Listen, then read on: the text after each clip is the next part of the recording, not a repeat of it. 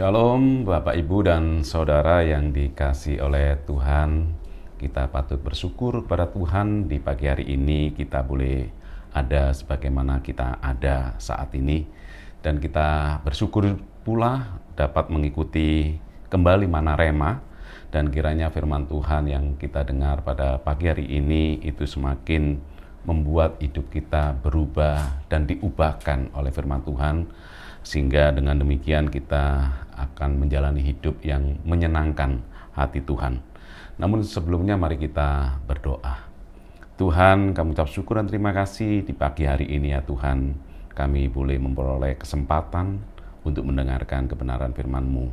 Dan biarlah kebenaran firman-Mu yang kami dengar pada pagi hari ini itu boleh memberkati kami, mengubahkan dan memperbarui hidup kami, sehingga kehidupan kami semakin memperkenankan hati Tuhan. Roh Kudus memberikan pencerahan dan kesanggupan kepada kami.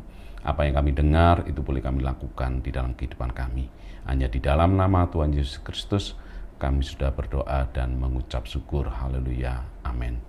Bapak, Ibu, dan Saudara yang dikasihi oleh Tuhan, firman Tuhan pada hari ini saya beri topik ketaatan bukan pilihan tapi keharusan.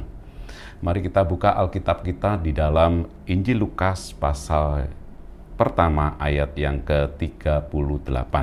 Demikian bunyi firman Tuhan. Kata Maria, "Sesungguhnya aku ini adalah hamba Tuhan. Jadilah padaku menurut perkataanmu itu."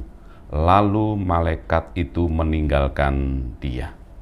Bapak Ibu yang dikasihi oleh Tuhan, ini adalah jawaban Maria merespon perkataan malaikat Gabriel yang datang kepadanya untuk memberitahukan bahwa dirinya akan mengandung dan akan melahirkan seorang anak laki-laki yang bernama Yesus. Sebagai seorang perawan yang hamil sebelum bersuami, bukan saja merupakan aib, tetapi harus bersiap menghadapi hukuman rajam sebagai konsekuensi orang yang dianggap telah melakukan perzinahan. Itulah yang akan dihadapi oleh Maria. Namun dari percakapan dengan malaikat Gabriel tidak dijumpai sedikit pun perkataan Maria yang menunjukkan penolakan karena memikirkan konsekuensi-konsekuensi yang akan diterimanya. Maria juga tidak mencoba menawar kehendak Tuhan yang dinyatakan di dalam dirinya. Mengapa demikian? Sebab Maria menyadari bahwa dirinya sebagai hamba Tuhan atau budak perempuan Tuhan yang memandang bahwa ketaatan adalah suatu keharusan, bukan sebagai pilihan. Sebagai kebanggaan seorang budak jika bisa menyenangkan atau memuaskan hati tuannya. Dengan mengatakan, "Jadilah padaku menurut perkataanmu itu," merupakan konsekuensi logis sebagai seorang budak untuk mentaati tuannya. Sebagai hamba Tuhan, Maria siap menerima rencana Tuhan yang luar biasa di dalam kehidupannya, meskipun tidak mudah dan penuh dengan tantangan. Bapak, Ibu, dan Saudara yang dikasihi oleh Tuhan, sebagai orang percaya penting sekali meneladani respon yang dimiliki oleh Maria.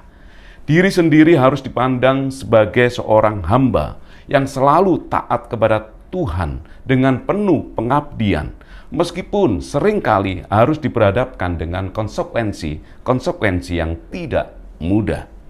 Tetapi percayalah bahwa Tuhan itu memiliki rencana yang lebih besar dan lebih baik, bahkan ketika kita belum dapat melihat seluruh gambaran itu dalam kehidupan kita. Dan kalau kita baca di dalam Ulangan 13 ayat yang keempat, dikatakan demikian. "Tuhan Allahmu harus kamu ikuti, kamu harus takut akan Dia, kamu harus berpegang pada perintahnya, suaranya harus kamu dengarkan, kepadanya harus kamu berbakti dan berpaut." Nah, dalam pembacaan Ulangan 13 ayat 4 yang sudah kita baca, kita menjumpai kata harus yang diulang sebanyak 5 kali. Hal ini menunjukkan betapa penting dan perlunya untuk kita memperhatikannya. Bahwa mengikut Allah takut akan Tuhan, berpegang pada perintah Tuhan, mendengar suara Tuhan, berbakti dan berpaut kepada Tuhan adalah keharusan. Jadi perintah Tuhan adalah keharusan untuk ditaati, bukan sekedar pilihan, melainkan perintah yang harus diikuti sebagai bagian dari hubungan yang benar dengan Tuhan. Bapak, Ibu, dan Saudara yang dikasihi oleh Tuhan, ketaatan kepada firman Tuhan bukan sebagai pilihan, tetapi suatu keharusan.